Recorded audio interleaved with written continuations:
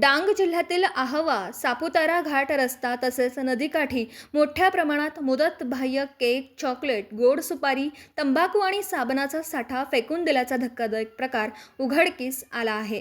या घटनेमुळे स्थानिक नागरिकांमध्ये संतापाचं वातावरण निर्माण झालं असून सार्वजनिक आरोग्य आणि पर्यावरणाच्या सुरक्षेबाबत गंभीर प्रश्न उपस्थित झाले आहेत।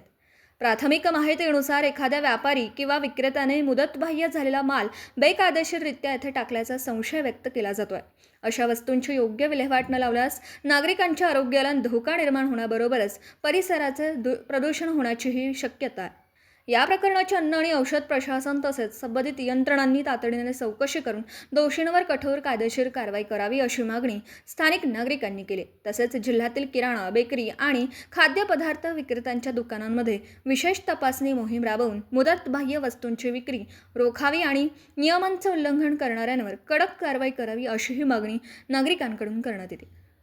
समर्थ गावकरी न्यूज नेटवर्कसाठी प्रतिनिधी सुशील पवार, सापुतारा।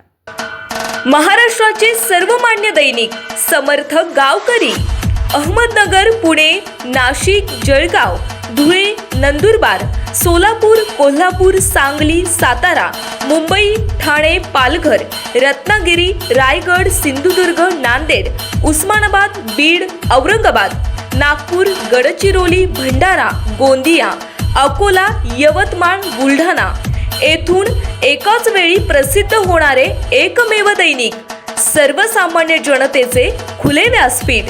संपादक आहेत विश्वासराव आरोटे। मोबाईल नंबर आहे 9423 38 85 08। दुसरा मोबाईल नंबर 9423 46 72 72। तिसरा मोबाईल नंबर 75 88 15 0001। वेबसाईट आहे sgavkari.com। मेल आयडी आहे akl gavkari@gmail.com।